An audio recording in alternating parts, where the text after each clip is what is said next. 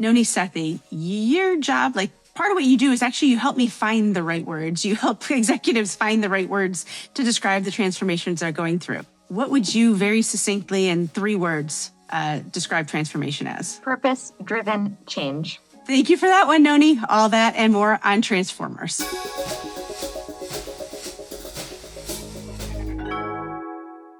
What is transformation and who are the people leading it today?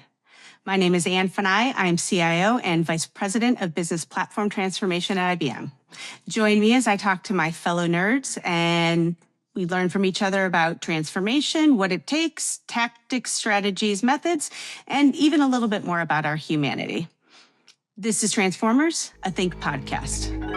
Today, I'm speaking with Nonie Sethi. She is a partner at Boston Consulting Group. And, I've gotten to know her as part of the transformation practice, financial transformation, cost transformation, business platform and process transformation.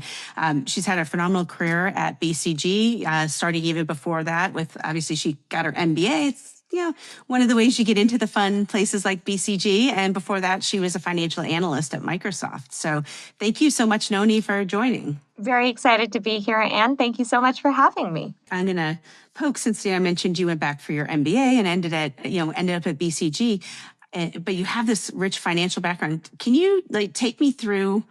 I think there'd be 2 really interesting things here is how you went from being kind of a financial operator to a consultant.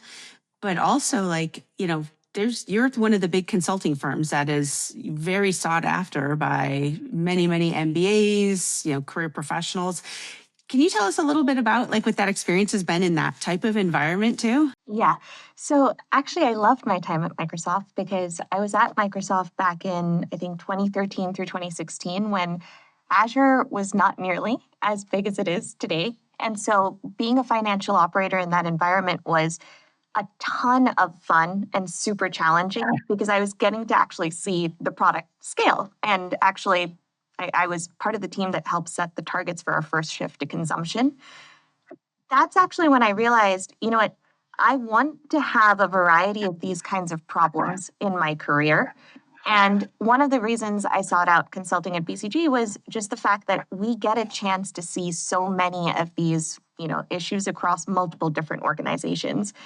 And one of the biggest changes for me was I always used to be someone who was super, super deep in the data and then let the data teach me on what my hypothesis should be.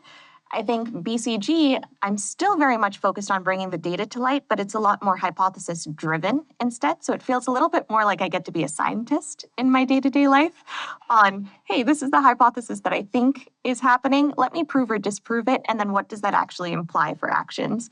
Now, what does that actually mean in terms of what I get to do on a day-to-day, experience? I think at Microsoft, my work was a lot more on operations. At BCG, it's a lot more on transformation. But the one thing that has actually stayed consistent is the fact that in both environments, I actually need to think about how to embed the change in an organization. And that's, again, I think, projects we've worked on problems, is it it's not just embedding, it's is there it's beyond transformation. Is there an operating model? Is there a way your greater business operates? That's so interesting. And so do you have a definition of how do you think of value creation now? If you're really trying to do true transformation and not just the cost-cutting component, how do you view value transformation coming out of or value creation at the other side of a transformation? So I think typically when we think about a transformation, it's almost these 3 steps. There's the prepare, the build, and the embed. And there's actually value creation in all 3 of them. The preparation phase is where you're thinking about really what is the reason for being for this transformation? What is the case for change that we're trying to drive? Is it the fact that we need to actually make sure that we are getting, we're making it easier for clients to actually do business with the organization? Is it that we want to make sure that our sellers have a better experience, for example? The build aspect is, well, all right, now that we have a case for change, what precisely do we want to go do about it? I think value creation there is actually saying, now that I've got this meta case for change, how does that actually translate across each one of the functions?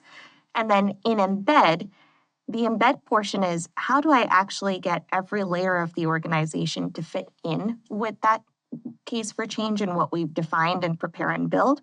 And I think value creation there is, how do we actually ensure that the employees want to go along with that change to ultimately deliver on the overall case for change?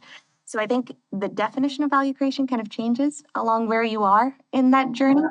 But I would say you can't get to the ultimate value from transformation without having the definition of value creation for each one of the prepare, build, and embed stages. Yeah. And do you have a sense of, again, I think this is the part of the journey we're on with you right now. I think you, like, obviously you and some of the other partners have been working with my boss, Joanne Wright, who's basically IBM's COO, and really kind of saying, like, the large scale IBM transformation, how does it translate? And it's our, free cash flow, billions of cost takeout. But, at a level in my seat, in a CIO seat, we've talked about some of the things I'm doing to measure what is going right, like, faster time to closure, the right priorities lined up from the top. Are there kind of some more broad-reaching or generic ways that you look to capture, did that value creation happen as a measurable thing? Like, what types of maybe benchmarks or other insights do you bring? Yep.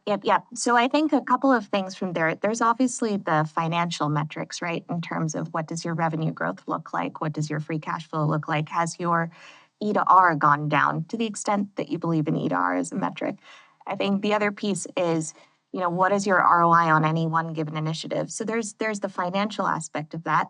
But I think in addition, and this is one piece that I think you in particular have done really well, and there's what are the big business metrics that I'm also delivering? So when I think about, for example, your speed to delivery of your S/4HANA platform, for example, what you're doing with CPQ, it's how fast am I really delivering new features and functionality that support the business process that in turn supports things like, faster cycle times for a client from pipeline through invoice. Well, I love that you said that, because I believe the episode airing right before us is I'm talking to the CIO of SAP, Benny Blau. So I think we talked about it. So thank you for validating, our work with SAP. That was fantastic. So like, you're sitting in a seat where you're really being looked to even within BCG, your own firm. I know, when we work with you, you're leading teams, you're bringing teams into IBM. What kind of trends are you starting to see? Like, obviously, IBM is a major client for you right now, but you've worked with other customers and you talk to all the other practitioners. Like, what sorts of trends are you seeing that may not be obvious sitting inside a company that you get to step back and see from a macro position? I think a couple. One is, just across the board transformation being used to invest for growth. And what I mean by that is, I think even if you look at the headlines across tech, even a few months ago, you hear a lot about cost. But in reality, I think a lot of individuals are thinking about, well, where can we actually reinvest those savings for the next chapter of that company's growth? I think the other piece on here is we are seeing major trends around future of work across the organizations. So as more people are looking to actually get value from AI, agentic AI, Gen AI, they're starting to realize that they're not going to be able to unlock that value without fundamentally reskilling many of their teams. And so actually thinking about what that looks like. And then I think the last piece is a lot of organizations are starting to think about, well, are we actually focused on are we focusing the right amount of our time on our technology platforms versus fundamental process transformation? So one of the things that we say at BCG is, in any transformation, it's the 10-20-70, where 70% of your time is actually spent on process.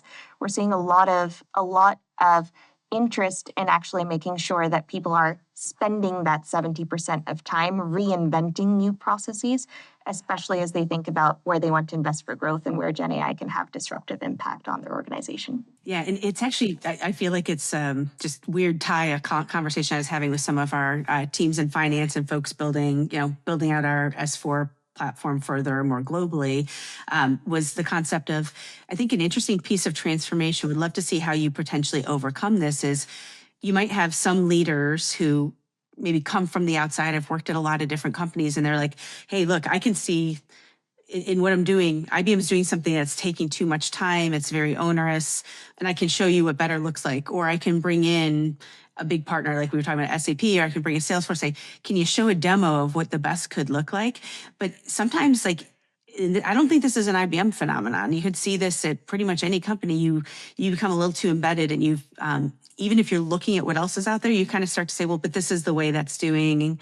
This is the way that's working. So that 70% of process becomes a great thing. And I think I've mentioned this a few times before, and I know you've heard me say this, is like, I assume positive intent always. Like you can't do transformation if you don't assume everyone around you is working positively towards the same goal. But there is that, like, we all have our blind spots. We all have places where, like, I don't think best of breed is right, or I'm kind of a blind spot to best of breed. How do you kind of overcome those folks where there's like a little bit of inertia towards the process transformation? So I think a couple of things. I think that's fundamentally my job as a consultant is to hold the mirror up to where we might be navel gazing a bit too much, for lack of a better word. I think, but fundamentally for me, I think the best way to do that is actually with the data. Because the thing is, with any process change, there's going to be a very clear set of financial trade offs or metric driven trade offs. And typically, what I've found is if you can make a business case for a change and that business case matches your fundamental metrics for transformation, like your cycle times, like your revenue, like your cost, then that should be enough to justify the change. And if you can't have a data-driven conversation about that, that likely means one, you either haven't set the objectives for the transformation the right way, or two, probably means that you are so embedded in a particular way of thinking that it is the job of your management consulting partner to continue forcing that data to light until a decision can be made. Yeah. And like you said, navel gazing, I think I stole from one of our other leaders at IBM. She would say, oh, look, we've got a room of people admiring the problem. So it's, but it's a hard thing. Again, it's sometimes you just have to admit you don't know what you don't know, those sorts of things. And could I pull the thread a little bit? And in your experience, is this, if I rather than ask you why do you see transformations fail, like is that the main reason you see people attempting transformations fail, or is there another insight there? I think there are probably around three reasons. So the first one is not starting the transformation with a real case for change, just in the first place. Like, what is it that we're trying to achieve? And I think this is where we see organizations continuously going through transformation because they can never close the chapter on a single one by saying, yes, we've achieved this metric, this outcome. I think the other piece is actually not bringing along the people who are supposed to be driving that process change on a day-to-day basis. So it's one thing, and Anne, you and I have experienced this, it's one thing to actually go in and change the function that you're trying to transform. It's a completely different one actually trying to do the system re-engineering of every process that system needs to engage with. And I think the third piece is eventually just lack of management bandwidth. Do we actually have someone with a centralized transformation mandate who is living and breathing the fact that the organization has to move towards these outcomes? Luckily at IBM, I think the reason the transformation is succeeding is because many of these things are in place across the organization, but that's not necessarily true for many others. Yeah, no. And I think, it's certainly something our chairman has infused, but I feel really lucky that, this is what my boss is, besides the operation side, transformation is her mandate. She is the, accountable, responsible party for driving this throughout the company. So it's, I feel like I have great air cover in that regard as we try to make some pretty radical thinking changes and process changes, right? Exactly. I'm gonna say here, one of my favorite things that you've ever said to me is, like you said, the best feedback you ever got is how to make, you were in a session where management consultants, someone asked, like, what's the best thing you do? And it's like, I put together the words. I feel like I'm going to ask you to say this because I'm ready. I honest to God, I didn't mean to set you up for it this way, but it's like, you say the words in a succinct way, in a clean way, that when you're living in the problem so much every moment, it's hard for me in my seat to come up with the right 10 words. Is that one? I'd like your feedback on that, because you'll probably tell me what the right words were, which is why I adore you. But then secondarily is this one of the things, like that communication? Is this that stronger communication, could that help also to avoid some of the failures and stumbles? Would love kind of both sides of that. So I think a couple of things. I do pride myself on being able to find the right words to express what it is that we're trying to do. I think that communication, when coupled with data, is crucial to the success of a transformation. And what I mean by that is, I think if you are sort of sitting in an ivory tower developing a case for change, but you haven't thought about, well, what does that mean for the senior leadership team? What does that actually mean for teams that are executing this on the ground? How do I get the message to people who are going to be very reticent to go make that change? It almost doesn't matter how much data and analytics, et cetera, you bring to light, because without the right words to motivate the team, and without the right, more than just words, without the right communication plan to deeply help everyone understand their place in that strategy, it becomes very hard to actually ensure that you're executing the change. And that's one of the places where, when I think about what what consulting organizations do to further differentiate themselves, and I think this is feedback you've given, Anne, is actually think about not just that case for change and how do you communicate it, but how do I go down to someone who might be sitting in an offshore center, let's say in a completely different location, and make it really visceral for them on how their job is going to change as a result and how they contribute to that picture of success.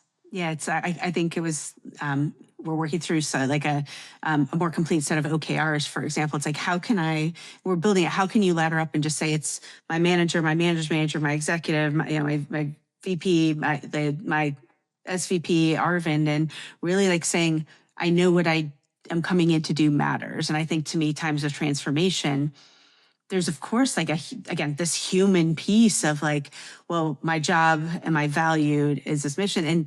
And there's hard decisions that have to be made, and someone might be valued for what they're doing in that moment, but it might not be something that needs to be done going forward. But it's so important. The HR data I've seen repeated and repeated is people leave jobs for 3 reasons: compensation, which we have limited ability to impact; career, I don't see a career path; or third, I don't see how my work has any value. And it's like those last two are really the ones leaders in a transformation I view as being able to impact. So Exactly. And actually, Anne, I think in addition to this piece, there's maybe one other that I would mention, which I've seen you do particularly well, which is there's the communication across the layers of organization, but then there's the communication with your business partners as well within the organization. And I think that's the other piece that often goes missing, especially as we think about CIO organizations. CIOs are so critical to actually go enable the business process, but very rarely do you actually see individuals having the conversation on, here are the process metrics I'm trying to support, here are the platform metrics I need to deliver as a result, and then here's the engineering excellence I'm driving within my organization.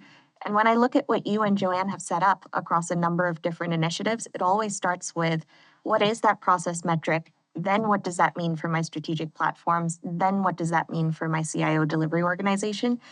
And having that clarity while coupling it with, how do I make this meaningful for everyone up and down the organization, I think is just very powerful. I appreciate that compliment, but I actually, thank you for that. But I feel like that's one thing I'm constantly trying to improve. Like, I either wish I did not require 7 to 9 hours of sleep to function, or there were another 10 hours in the day that I could balance this out. Because you're right. I think I find the most value in my role having that heart to heart with head of operations of infrastructure, head of our technology lifecycle services, head of our technical sales, right? Like there where I get the insights on like, oh crap, here's where we're doing well, we could improve. Like there's a glitch. I saw this from an architectural cleanliness standpoint. And, I had that moment where I forgot what the experience was of the person in the field trying to make a sale. And it's like, I don't think you can be an effective CIO unless you have that, empathy, which is weird because I'm not a particularly emotional person, but like to have that empathy, like you got to understand, like I've said before, like it's my job to create a beautiful experience so we can do all the things faster and create beautiful experiences for our clients. And I really truly mean that. But, it's, getting there is, it's hard and it's fraught with a lot of bumps in the road. So I'm going to flip a little bit since we're talking about really what consulting does well. What do you wish in your seat? And I won't you can genericize this, please, because I do want this episode to air. But what do you think management consulting firms could do like a little bit better? Like, what are some skills they could ramp up and be even more powerful and beneficial? Yeah. I think a couple of things. If I take it back to that 3 stages of sort of prepare, build, and embed, I think on preparing and identifying what the case for change is, I think consulting companies do a great job there. I think on building what that means for the set of initiatives, I think we're fine, we're fair there as well. I think embed is probably where we could be even better and where there's an opportunity really for consulting companies to differentiate themselves because there are a few different components of it. You can pilot something and say that it works. Great. And that's a wonderful way of iterating. But there's a certain length of time where you need to enable a catcher on the client side to actually help further embed that change for when you're gone.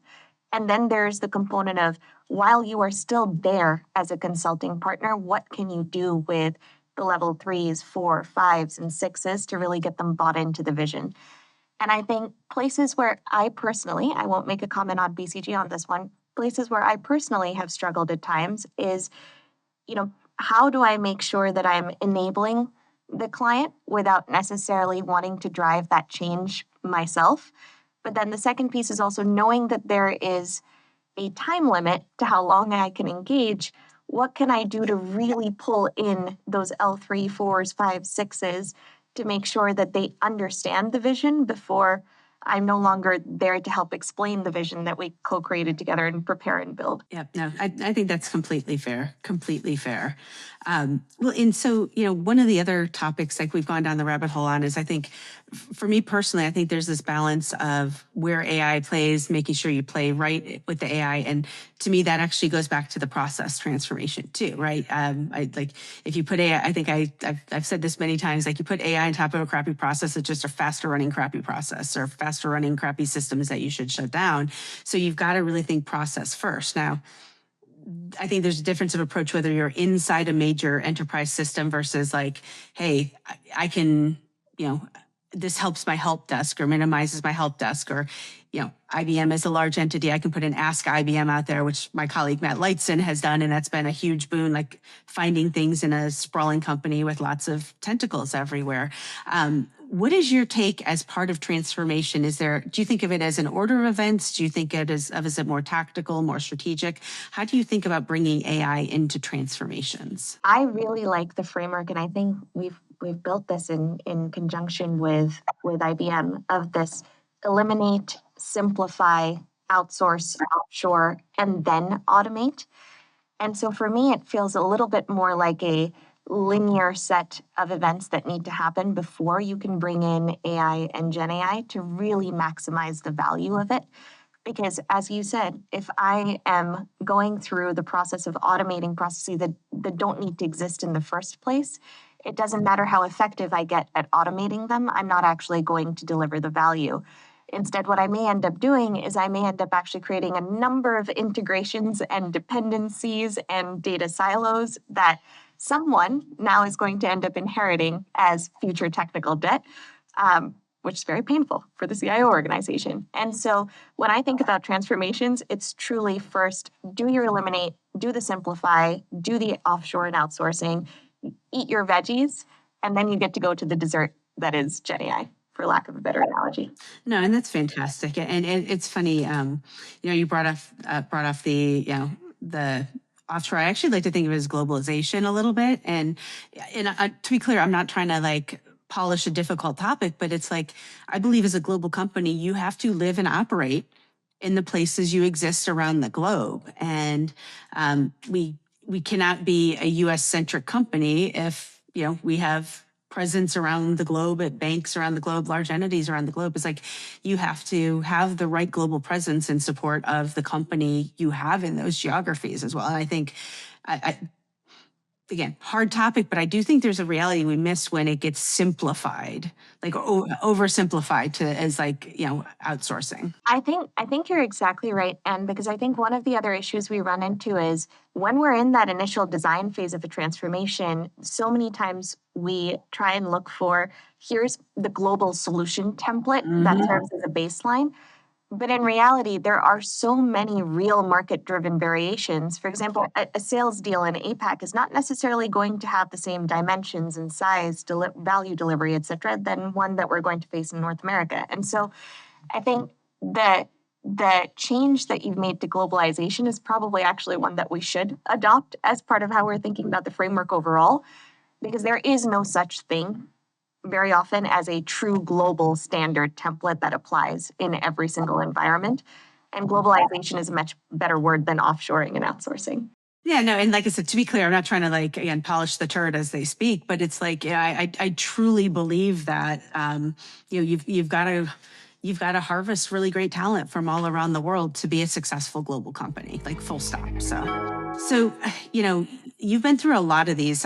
Curious as we kind of go into maybe we've given a few human vignettes about Nonie as we've gone through here, but like do you feel like at some point in your career you've either felt like a failure, felt you had a failure, either whether with BCG, Microsoft, maybe even in your MBA or your undergrad, is like, do you feel like there's a moment like that was a really pivotal learning moment for you in your journey?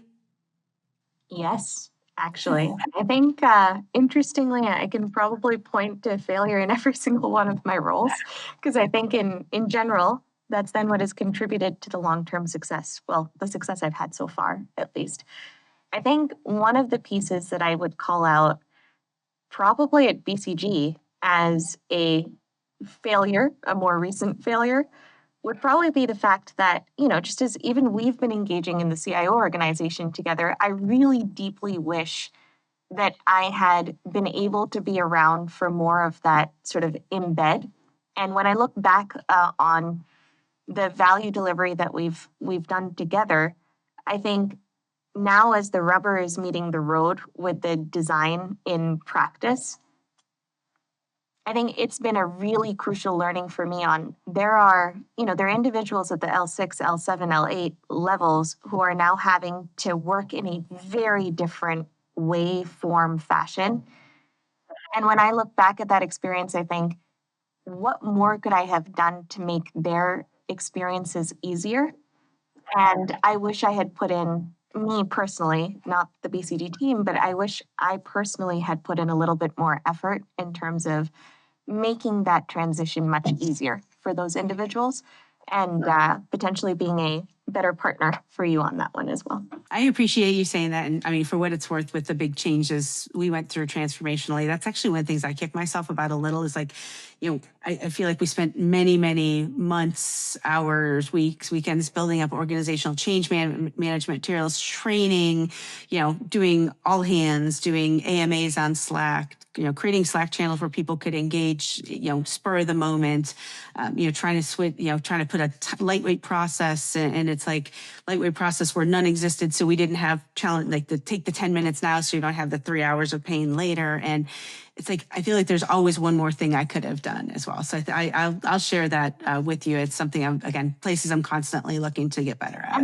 And that's actually where maybe this is a really cliche statement, but I typically don't think of the word failure as the right word in the sense that, okay, sometimes it's very binary. You've either delivered, a cost or a revenue measure or you haven't. But when you're going through a large scale change and a large scale transformation, I think about what, this example as a learning experience for what we need to do better next time. And so one of the things that I would say some of my failures have taught me is it's good to design slow, it's good to iterate fast, and then it's good to fail faster so that you know what you need to go fix and sort of pull forward into the change for next time. Okay, I might steal those words. So let me wrap with one kind of, it's a comment, but a question is like, so one of the things I've observed, I think it's been, I guess, almost 2 years we've been working together on projects. I met you pretty much the day I rejoined IBM in April of 23. And one thing I've seen is like, you have a work ethic almost unlike, like, you are superhuman. Like, I do not know, like, I made the joke about requiring 7 to 9 hours of sleep. If I get like 6, it's the amount of caffeine it takes. And like, you'll be like so jazzed. You'll be like, I'm on this project and I didn't have to, but I'm working on 2 hours of sleep because I love this data and I'm digging in, and you'll send me a spreadsheet with like 300 tabs, but like wonderful analysis out the other side of it. And I have this observation of your work ethic, but it really feels it's so rooted in your pursuit for knowledge and like your hunger to learn more. And it's like, where do you get this from? Where does this drive come from in you?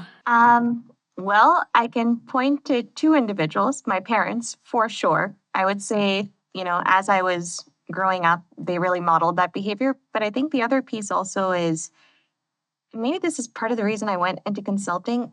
I just fundamentally love solving problems. And so for me, if a problem is interesting, it doesn't really matter how much time it requires to go solve it. It's like, I don't know if when you were growing up you did a lot of puzzles, but I used to be that kid who would like sit in the living room with a 10,000 piece puzzle and just like try and put it together until I was Oh, done. I was more the kid that ripped apart my like Nintendo and Atari video game system to figure out how it worked and try to put it back all together. Yeah. Well, Yeah. that's why you're a CIO and I'm a consultant. There you go.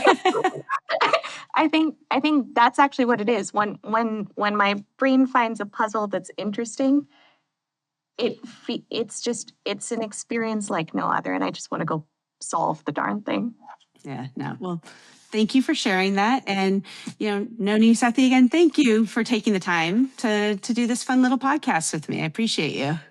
Thanks for having me, Anne. And thank you everyone for staying and listening with us. We hope you'll come back again next time.